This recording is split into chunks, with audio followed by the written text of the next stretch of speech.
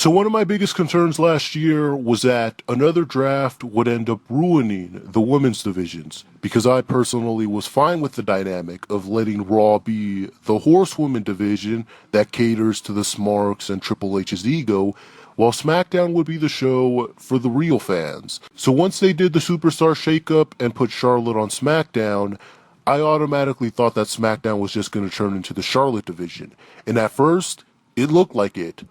Charlotte got a title shot right away. It was the week right before the Raw pay-per-view, seemingly just to make sure that she won it before Alexa Bliss. That way she could be the first one to hold both titles. And the SmackDown women were all of a sudden going to get a Money in the Bank match now that Charlotte was on the show, even though they weren't allowed to have an Elimination Chamber match when she wasn't there. So at first, it looked like SmackDown was going to turn into the Charlotte division. But I guess someone finally realized that since shoving Charlotte down our throats didn't work on Raw, they wouldn't do the exact same thing on SmackDown.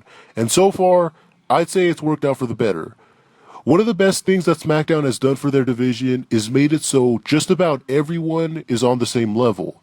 Even though Becky and Charlotte are obviously their biggest stars, they're not booked as overly superior to everybody else. Compare that to Raw, where they don't even pretend to care about anyone outside of their handpicked stars. In fact, they purposely book the rest of them like jobbers.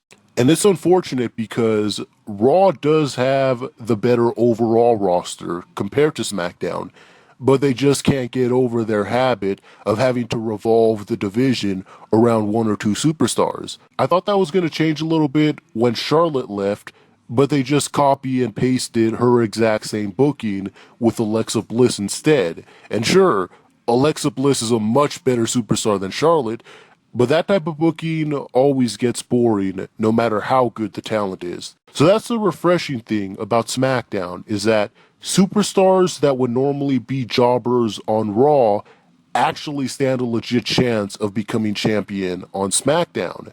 And that was proven when Carmella, of all people, won Money in the Bank.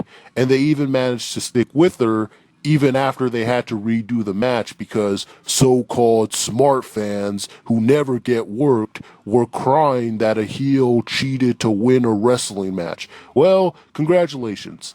Now instead of being the cheap heel that needs to cheat to win a match, Carmella is now, kayfabe-wise, the best wrestler in the division because she just beat the entire division twice and fair and square. So I don't even know why they need to do another number one contenders match, because briefcase aside, Carmella deserves a title match just because kayfabe-wise, no one in the division is better than her now.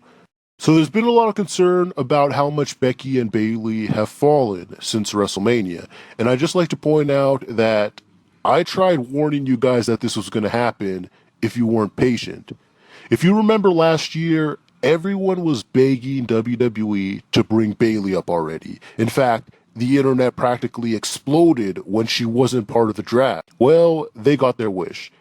Bayley came up earlier than she should have and had to float around for a few months because they had nothing for her to do. So she lost a lot of the momentum she had. So by the time that she did win the title and had her WrestleMania moment, it wasn't that big of a deal anymore. And with Becky, everyone was saying that she absolutely had to be the first ever SmackDown champion. Well, she got her title reign, she was booked terribly, her momentum dialed down, and then Naomi ended up getting the WrestleMania moment that should have been Becky's. So they both kind of suffered from getting their moments too soon. So now that they've had their moments, you can't really redo that whole long climb to the top anymore because it's already been done. But since WWE still wants to book them like they're underdogs anyway, that only makes them look more like flukes than anything else. And since they've already been champions, fans aren't really clamoring for them to win it again the way they were before, where they were chanting, "We want Becky" and "We want Bayley" during every single match. So that's what I was talking about last year, because this is what happens when people care more about getting their fix right away rather than thinking about the long-term picture. So ever since my great Die Paige Die video, where everyone bashed me for suggesting that Paige had issues, Paige has gone out of her way to prove me right. From the suspensions, to the drugs, to screwing the entire locker room, I'd say that's a little bit more than a few issues. So the most recent chapter to this whole Paige saga is that she got into an argument with Del Rio at an airport. So now everyone's accusing Del Rio of beating her just because he grabbed her wrist.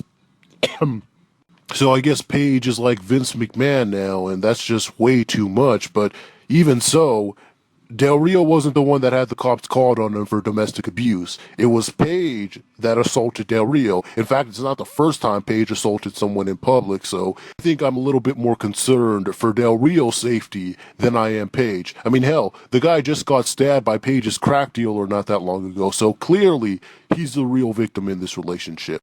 But that just about does it for this week. Now, before I go, I guess I should send some love to all of my loyal fans out there who never forgot about me and spammed all of Omar's videos about my return. You guys are awesome. So also, in regards to the Divas Q&A, at this point, I don't think there's any way I'm ever going to be able to answer all the questions that I have saved up, so I'm just going to reset everything. So if you have any questions that you want answered, even if you've already asked it 50 times, just ask it again in the comments below using the hashtag Ryback.